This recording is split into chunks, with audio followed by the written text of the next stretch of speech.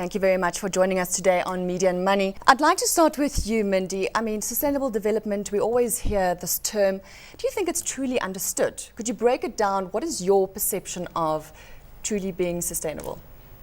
I absolutely don't think that it is truly understood. I think there is a language barrier when you're talking about terms like sustainability, green development.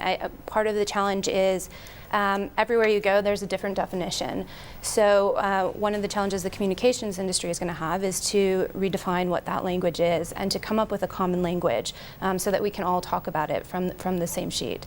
I think that sustainable development in terms of where it is today is really dependent on the market you're in. Certainly coming from the States, I think for us, we are seeing brands that are moving into the sustainability space much quicker than developing nations. But Ogilvy Earth is a global practice, and we're watching that happen in Europe and Asia, and we are launching here in South Africa, and slowly we will see other markets come into that space as well. We're going to get into that in a minute, but Mike, I just want to touch on what Mindy was saying about, can we make this communication simpler when it comes to sustainability? Absolutely. I mean, in our world, that's our job. As creatives, ideas are about taking that complexity and simplifying it. And there are all these noble words that are used. And we have to break it down to real words. What's real? Sustainable has just been bandied around. What does it actually mean? That's the word that's been greenwashed as far as I'm concerned. And then what is the answer though? Well, just you've got to firstly understand what's going on the ground. Yeah. And as I say, that's where I think you can bring creativity in, because what we need to do is communicate to people, we need to touch people, we need to inspire people.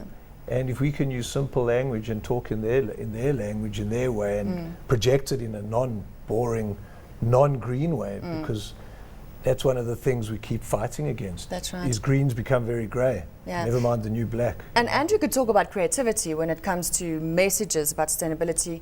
There's the Ubuntu Awards from the Luries. And take us through that. Yes, and I think, Jackie, also the thing is a lot of people get sort of overwhelmed by the sustainability idea, and it's too complicated. So people say this is so huge and carbon footprint and it's complex and I don't know, and almost get pushed into non-action.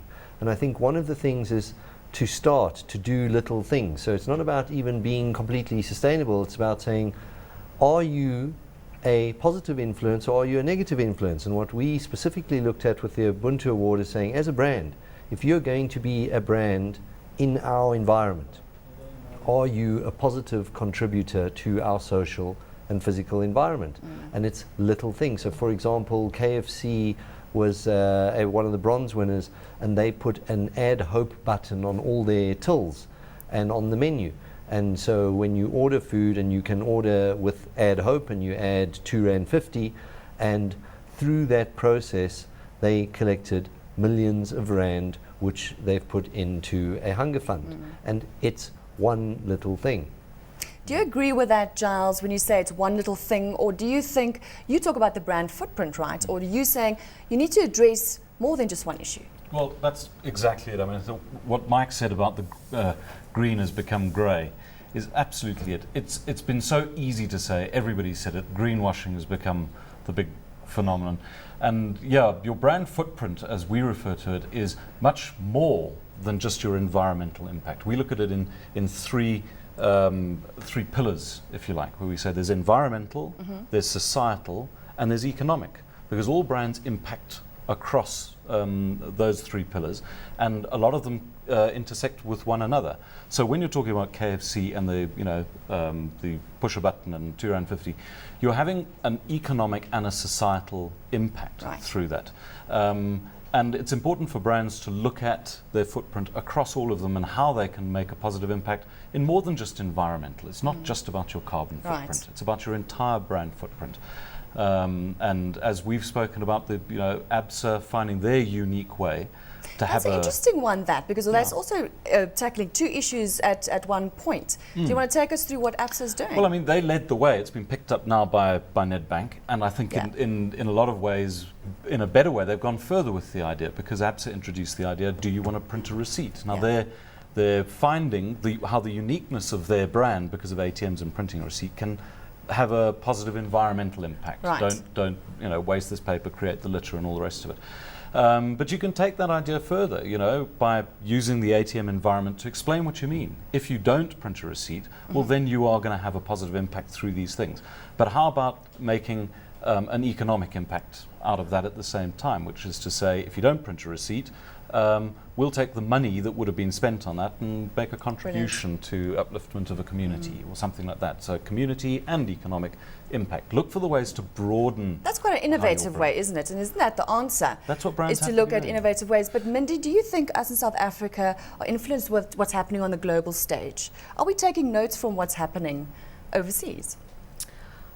I think from what I heard at the conference, I definitely think that is true. I think there's still a lot that can be brought into South Africa. The thing that I found really eye-opening is that you guys are really at the beginning of the journey. And so there's an opportunity to sort of nip greenwashing in the bud before it gets to the point of where it is, certainly in the States, which is just an atrocious place. It's really difficult at this point. Consumers have lost their belief in brands, and so it's challenging to win that back. So I think, if South Africa can take some of the learnings that they've seen in the States and in Europe and apply that to business models here into marketing, that will be immensely valuable. Give us some examples, specifically from the US, where you're from, where you've seen that customers have lost the interest in brands, and because of what reason? Well, I think where we're seeing problems is when you use the terms that have no definition, like green or sustainability, consumers don't know what that means, and so they're at a loss. So, what we advise is that brands need to go to something more specific. I can talk about Coca-Cola is a brand that we work with, and they have an innovation called Plant Bottle. And rather than say that this is our green innovation, that is not what they do. They talk about the specifics, which is that it's 30% plant-based and 100% recyclable.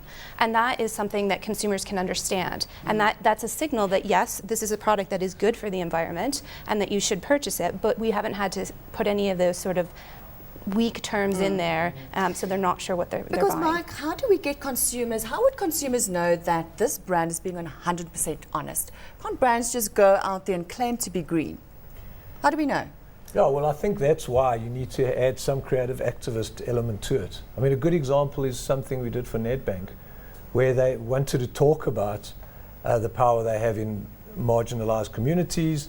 They were seen maybe as a more elitist bank, which a lot of the banks have that problem. But now you could talk about it, or you could do something about it. So we combined it. We did an ad that actually works while it talks. It says, what if a bank really did give power to the people? It's a solar billboard. It powers a school in Alexandria. The power goes through to the kitchen, feeds hungry kids. So there's a whole full circle there. They're doing the advertising. There's a big billboard up there, but it's got solar panels. And that solar panels feeds power to the school. So instead of just saying, hey, we're going to make things happen, they literally are making things happen. As we speak here, it's working. So as you said, it's about being honest and about being real, finding the truth of what you can say, not just saying it because it sounds good. And I think that's going to be the next proving ground of brands in the territory of how brands behave themselves, regardless of whether it's environmental, societal, or economic. It's got to be real, and it comes back to morality. And I think customers or consumers are taking the power back. And they're not just, whatever we read, we accepting. So I think that it's got a big influence on brands. What would you say, Andrew? Absolutely. I think it's one of the areas where social media has a very positive influence, that everything is under the spotlight now. You can't sweep something under the carpet. That's right. And you can't make a claim and then behave very differently. And once something negative comes into the social communication environment, that can become larger than your own brand activities. So I think, as you were discussing with Mike earlier, you have to have a brand value system, and your brand has to behave in that way. You can't have an ad. You can't say, here's a TV ad and we're Believe great us. and we're green.